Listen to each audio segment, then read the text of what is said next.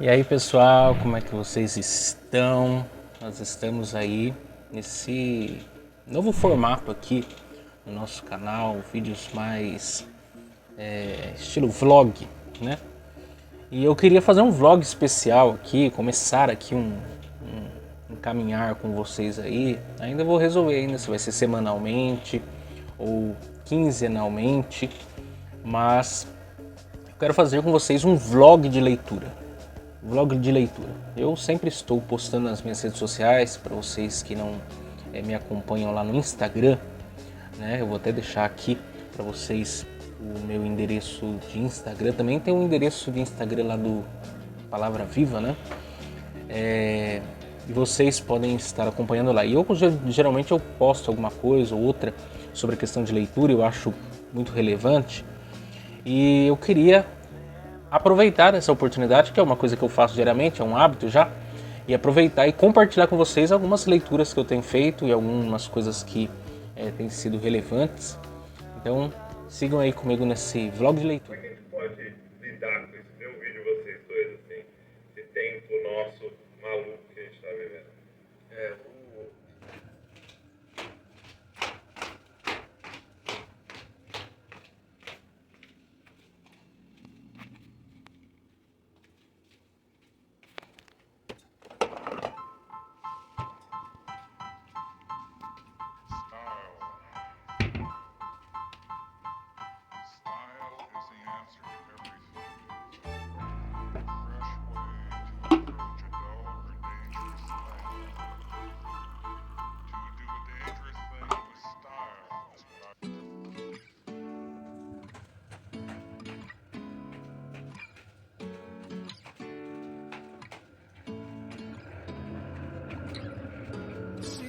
Primeiro aqui, eu tenho feito a leitura esse ano de 2023, eu até falei num podcast, né, com o presbítero Gediel. Eu tenho usado essa Bíblia aqui, a Bíblia de leitura diária, né? Já faz um tempo que eu comprei essa Bíblia, mas é a primeira vez que de fato eu estou usando ela.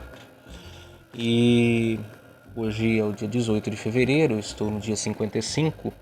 Hoje não é o dia 55 do ano, né? Comecei a ler ela no final de dezembro, então eu estou mais ou menos aí uma semana adiantado na leitura dela. E ela vem com uma pequena frase aqui, devocional, no cabeçalho aqui. E aí ela é condensada, né? Ela tem passagens do Antigo Testamento e do Novo Testamento. Eu já estou aqui no Evangelho de Marcos e no Antigo Testamento eu estou em Levítico. E ela também tem Salmos e Provérbios, né? Na parte final aqui nós temos um Salmo 40 eu estou, e sempre poucos versículos de Provérbios, né? E assim tem uma porção para o dia. Para você que tem uma agenda corrida e acha que talvez ler 4 capítulos por dia seja mais complicado, e também seja mais maçante para alguns, né? Só ler o Antigo Testamento até chegar no Novo. Essa Bíblia aqui, ou tem outras versões, né? 365, né? Que é uma Bíblia também que está aí sendo vendida bastante. Eu acho que ajuda bastante a organizar. E eu gosto sempre de ouvir ou de ler tendo um fundo musical aqui. Eu coloco aqui no YouTube aqui um fundo musical de alguma música ou coisa assim. Ajuda a concentração e cria um ambiente bacana. Leitura da Bíblia concluída. E agora eu vou fazer outra leitura que eu faço. São leituras que eu considero de longo prazo. Veja bem, eu estou lendo esse livro aqui esse ano. Já li ele partes dele, né? É um livro para pesquisa, na verdade. Mas já li partes dele em outros anos, mas agora eu estou fazendo a leitura dele completa, né? Teologia puritana. É uma teologia sistemática. E é um livro de mais de 1.500 páginas. Então eu faço o que? Eu leio 8 páginas. Eu fiz uma divisão, né, das 1.500, 1.300 páginas mais ou menos, que tem de texto para ser lido. E eu leio em torno de 8 capítulos, ou 8 páginas, melhor dizendo, por dia. Então, depois de ler a Bíblia, eu sempre gosto de fazer esse tipo de leitura mais teológica, que é de um livro mais longo também, então é uma necessidade de você fazer uma leitura devagar. E aí fica a dica também para vocês aí. O desafio que alguém pensa assim, nossa, um livro desse tamanho não vou conseguir ler. Não, em 5 meses, mais ou menos, é o tempo que provavelmente eu vou levar para ler ele completo. Não é uma leitura difícil, embora seja uma leitura bastante reflexiva, mas em 5 meses mais ou menos é possível ler um livro dessa grossura, mas é uma coisa que você tem que fazer todos os dias aí.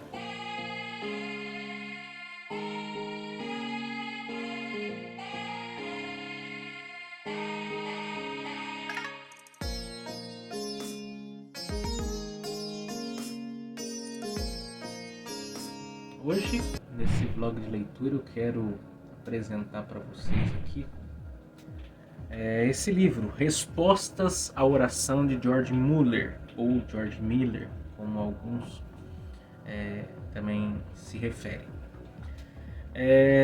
Hoje é dia 1º de março, né? Hoje é dia 1º de março e no final de semana, o último final de semana, no sábado, eu comecei a ler esse livro. Sábado, se eu não me engano, foi dia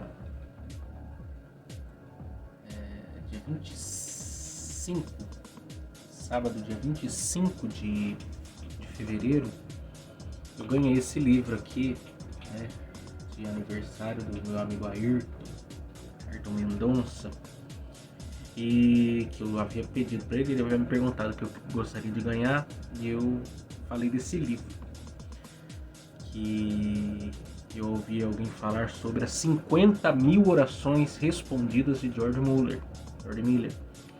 Isso me chamou muita atenção.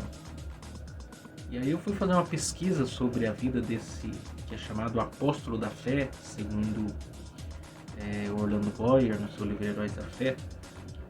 E eu fiquei encantado sobre a vida desse homem de Deus. Esse livro é uma coletânea, na verdade, do seu diário pessoal, de suas orações e respostas às suas orações, e que nos ensinam muito, né? Nos ensinam muito.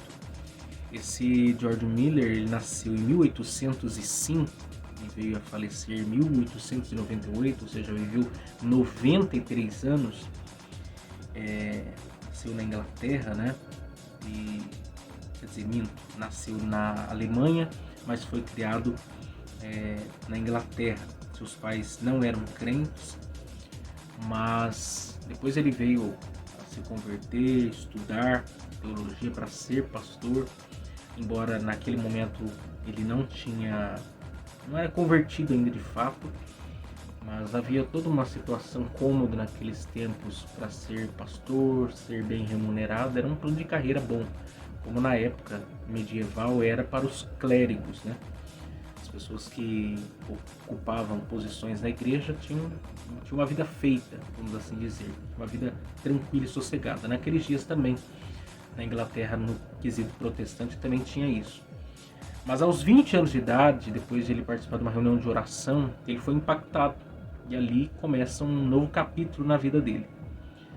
E ele vai, em 1836, iniciar um trabalho com orfanatos. Ele que foi influenciado por A.H. Frank, que também foi alguém que iniciou orfanatos e que também tinha uma visão de ter suprimento dos orfanatos apenas por meio da oração e da voluntariedade de pessoas movidas por Deus a ajudar, a contribuir. E ele, debaixo dessa visão, também foi impulsionado por Deus para abrir orfanatos. E não pedir nada a ninguém, não pedir nenhum recurso, nenhum patrocínio para ninguém. Inclusive ele escreve aqui, no começo do livro, dizendo: ora, se eu, um homem pobre, obtive os meios para fundar e manter um orfanato simplesmente pela oração e fé, sem pedir a nenhum indivíduo, haveria algo que, com a bênção do Senhor, poder ser instrumento do fortalecimento da fé dos filhos de Deus, além de ser um testemunho à consciência dos não convertidos sobre a realidade das coisas de Deus?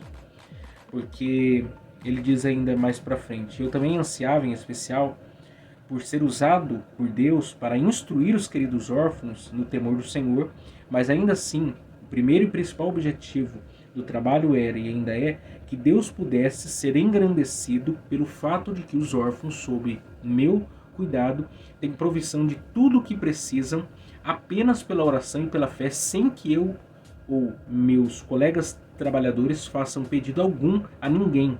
E por meio disto se possa ver que Deus é ainda fiel e ainda ouve orações.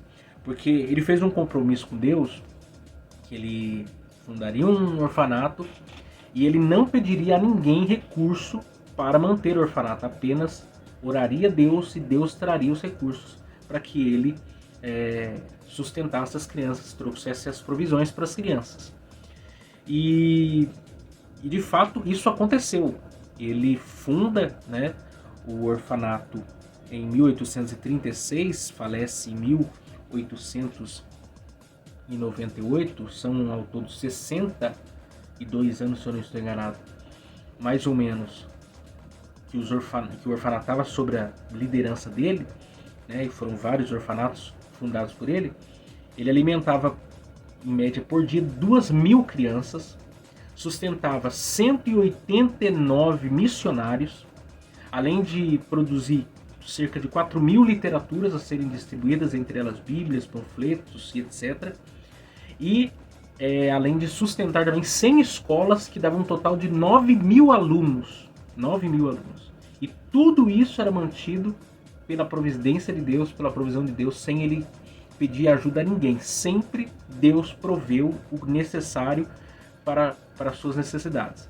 Ainda no começo do seu ministério pastoral, ele abdicou de receber salário pastoral e apenas colocou lá uma caixa para coleta voluntária dos irmãos, e quem desejasse fazer doações para o seu sustento faria isso voluntariamente, mas ele não iria também ficar pedindo acerca disso, e Deus sempre proveu tudo que ele precisava, tudo que ele necessitava.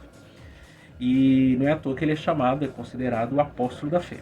O que eu acho curioso, que ele vai tratar, né, em alguns momentos, porque ele é um homem que no fim da vida ele diz ter lido 200 vezes a Bíblia toda, e dessas 200 vezes ele a leu 100 vezes de joelhos. 100 vezes ele leu ela de joelhos. E essa vida de devoção, de comunhão que ele tinha, porque, por exemplo, se ele começasse a orar por alguma coisa, por exemplo, eu quero esse lápis aqui, ele anotava no seu diário de oração lá a data de hoje, por exemplo, 1º de março de 2023, hoje começa a orar por isso. E ele não desistia de orar, não recuava na sua oração, até que Deus o desse uma resposta, ou desse a solução para aquilo que de fato ele precisava. E existe, por exemplo, uma experiência lá que ele orou por dois rapazes que ele conheceu na sua vida jovem. Ele orou cerca de 50 anos para vê-los rendidos a Cristo. E ele, durante 50 anos, ele não desistiu de orar pela conversão deles. Todos os dias ele apresentava o nome desses dois para que Deus viesse o salvar. Quer dizer, ele era um cara extremamente implacável, determinado e tinha uma fé inabalável. E de fato Deus deu muitas respostas de oração. Cerca de 50.000 respostas de orações. Se a gente dividir 50.000 dividido por 93 anos, depois eu vou fazer a conta e vou deixar aí na tela. É muita experiência com Deus em um tempo de vida tão curto. Isso é para a gente renovar nossa fé, que de fato Deus ele ouve a oração. E algumas coisas chamam a atenção sobre a questão da fé, né? Porque a fé desse homem foi exercitada, né? Ele tinha uma fé assim extraordinária. E, por exemplo, ele fala que o último ponto importante para o fortalecimento da nossa fé é deixarmos Deus agir por nós quando a hora da aprovação da fé chega, e não trabalharmos para a nossa própria libertação. Sempre que Deus concede fé, ela é concedida em outras vezes para o exato propósito de ser provada. Aí ele diz mais à frente: preferimos trabalhar por nossa própria libertação de uma forma ou outra, a simplesmente recorrer a Deus e guardar seu auxílio. Porque ele está dizendo o seguinte: a fé ela será provada. Só que muitas pessoas, na hora da provação, na hora da luta, elas tendem aqui a recuar. Porque elas se mostram frouxas. E até Provérbios fala sobre isso. Se no dia da provação se mostrares frouxo, a tua fé será pequena, a sua força será pequena. E ele pensava o contrário. Quanto mais você estiver no momento de teste, de alta aprovação, aí que você deve usar de fato a sua fé. Porque é aí que a sua fé será provada, é aí que o nome do Senhor será glorificado. Aí ele diz, mas se não aguardarmos pacientemente pelo auxílio do Senhor, se trabalharmos por nossa própria libertação, assim será novamente na provação seguinte de nossa fé. Estaremos mais uma vez inclinados a nos libertarmos e assim, a cada nova ocasião desse tipo, nossa fé diminuirá. Em outras palavras, se na hora da provação, a gente ao invés de confiar em Deus, a gente fugir, a gente recuar, quando vier uma nova aprovação, nós repetiremos isso. E ao invés de nós termos a nossa fé renovada e fortalecida, pelo contrário, nós estaremos sucumbindo. Nossa fé recuará. Ou a gente, em outras palavras, ou você confia em Deus e cresce na fé, ou você recua e nunca vai ter uma fé, de fato, tonificada. Ao passo que, pelo contrário, se nos aquietássemos para presenciar a salvação de Deus, para ver sua mão estendida em nosso favor, confiando nele somente, então nossa fé seria ampliada. E em toda nova situação que a mão de Deus se estendesse em nosso favor na hora da provação de nossa fé, esta seria ainda mais ampliada. Ou seja, se nós descansarmos em Deus no momento da provação, confiando que Ele é fiel para fazer tudo aquilo que nós pedimos ou pensamos, a nossa fé será ampliada e renovada. Mas se a gente fizer o contrário, fugirmos ou buscarmos meios humanos para resolver nossos problemas e não confiarmos em Deus, nossa fé diminuirá e nós seremos fracos. Então assim, o exemplo de fé que ele dá é extraordinário para nós. Existem muitos relatos aqui nesse livro, né, em que ele conta, por exemplo, enquanto ele estava orando, ele já tinha a resposta, ele levantava da oração já tendo a resposta. Isso que ele teve em muitos momentos assim difíceis, e mesmo assim, em momento algum, ele desfaleceu na sua vida de oração, na sua empreitada de uma vida de oração. E assim, o exemplo que George Miller deixou com a sua própria vida, né, que não é uma história inventada, ele deixou o exemplo com a sua própria história, com a sua própria vida, aquece a nossa fé nos dias atuais. Até eu quero ler aqui com vocês um texto, para mim fechar aqui esse vlog nosso de leitura aqui, para não virar uma pregação daqui a pouco, né? 2 Coríntios, capítulo 12, o verso de número 8, conhecido já de todos, mas meditando ontem e lendo o livro do Teologia Puritana, o capítulo que fala sobre a providência divina, né, que é um dos conceitos teológicos também, de um Deus que conduz tudo segundo a sua providência, o seu cuidado, segundo a sua vontade para cumprir os seus desígnios. O texto de 2 Coríntios 12 diz assim, verso 8, acerca do qual Paulo estava falando do seu sofrimento, 3 vezes orei ao Senhor para que se desviasse de mim. Em outras palavras, para que tirasse dele aquele espinho na carne. E disse-me, isto é, disse Deus, a minha graça te basta, porque o meu poder se aperfeiçoa na fraqueza. De boa vontade, pois, me gloriarei nas minhas fraquezas, para que em mim habite o poder de Cristo. O que foi as palavras de Deus para Paulo? A minha graça te basta. E Paulo sabia o que era graça. E ele é o teólogo da igreja. Porque o meu poder se aperfeiçoou que nas fraquezas, ou seja, nas nossas fraquezas. Ainda Romanos 8, 26 diz que o Espírito ajuda as nossas fraquezas, porque não sabemos pedir como convém. Por isso que o Espírito intercede por nós com gemidos inexprimíveis. Hebreus 4,15, parte A, diz que nós não temos um sumo sacerdote que não possa compadecer de nós. Isso é, Jesus é o nosso sumo sacerdote. O único que era capaz, de fato, de interceder, de saber o que nós precisávamos. E o texto diz, porque o meu poder se aperfeiçoa nas fraquezas. Deus, ele permite-nos, né? Ele nos permite, muitas vezes, chegar a um momento de desfalecermos da vida. Até o texto de 2 Coríntios mesmo, capítulo 1, verso 8 diz, porque não queremos, irmãos, que ignoreis a tribulação que nos sobreveio na Ásia. pois que fomos sobremaneira agravados mais do que podíamos suportar, de tal modo que até da vida desesperamos. Paulo falando seu sofrimento, né, que ele passa na Ásia, e ele, o apóstolo Paulo, né, o grande apóstolo Paulo, bandeirante do evangelho, pregador dos pregadores, teólogo da igreja, fala para nós, nos conta que ele chegou a desfalecer na vida, achar que acabou, não tinha mais jeito. Ele diz no verso 9: mas já em nós mesmos tínhamos a sentença de morte, para que não confiássemos em nós, mas em Deus que ressuscita os mortos. Ou seja, ele chegou numa tão grande tribulação a ponto de achar que não tinha mais esperança, não tinha mais solução, que acabou, já era, fim da linha. Mas para quê? Para que não confiasse em si mesmo. Para que no fim ele reputasse toda a glória, todo louvor, toda adoração a Deus. A sentença estava sobre ele, era o fim da linha. Mas para que ele confiasse em Deus, para que ele depositasse toda a sua confiança em Deus. Aí ele diz lá em Romanos 12, verso de número 10.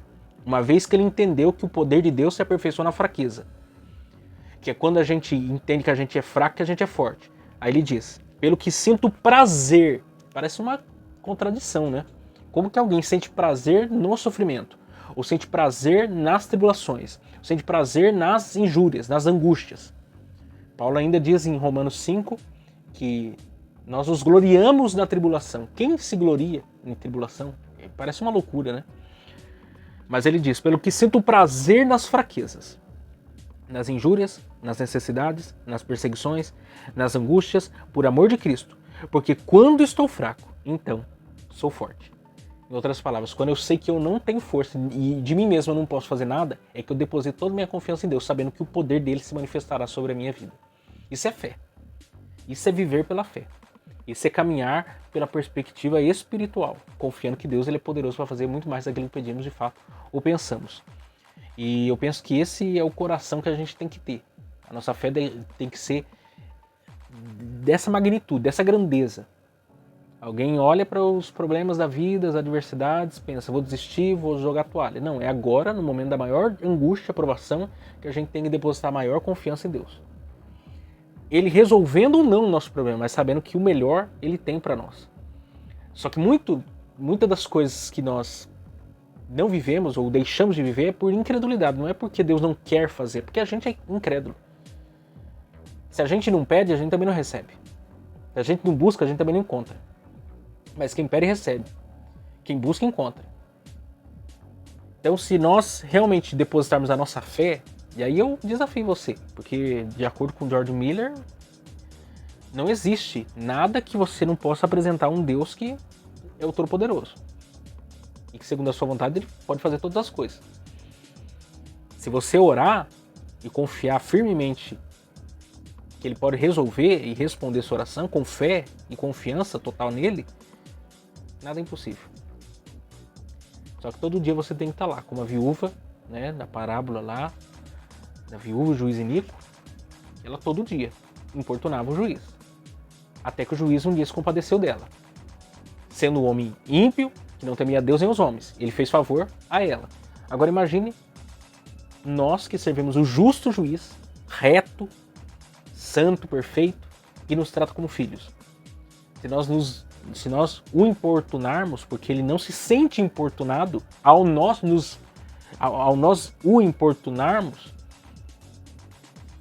será que ele não vai fazer por nós? Muito mais? Então, a questão é exercitar a fé, mediante a oração, confiando. Coloque lá, faça um diário de oração, já tem um vídeo aqui no canal, eu falo sobre o diário de oração, é realmente relevante. Tenha propósito na sua vida de oração, tenha finalidade na sua vida de oração e você vai viver como de fato alguém que vai viver um viver extraordinário. E a gente não pode, tem uma série que nós fizemos de podcast aqui, falando sobre viver acima da mediocridade, eu penso que nós não podemos aceitar de maneira alguma viver uma vida aquém daquilo que Deus pode para nós. Se de fato Deus é soberano, poderoso, criador dos céus e da terra, por que a gente vai viver aquém disso? Que não seja pela nossa incredulidade, não seja pela nossa falta de disposição para as coisas de Deus. Nós vamos ter confiança que Deus ele é fiel para fazer coisas extraordinárias. Fica a minha indicação aí para vocês, nosso vlog de leitura aqui hoje. Fica a indicação desse livro aqui, Publicações Pão Diário, um livro curto, 150 páginas mais ou menos. Fica aí a minha indicação para vocês aqui e até o nosso próximo vlog de leitura aí. E se você gostou desse vlog de leitura aí, não perca a oportunidade de você curtir o nosso vídeo aí, comentar e compartilhar com outras pessoas.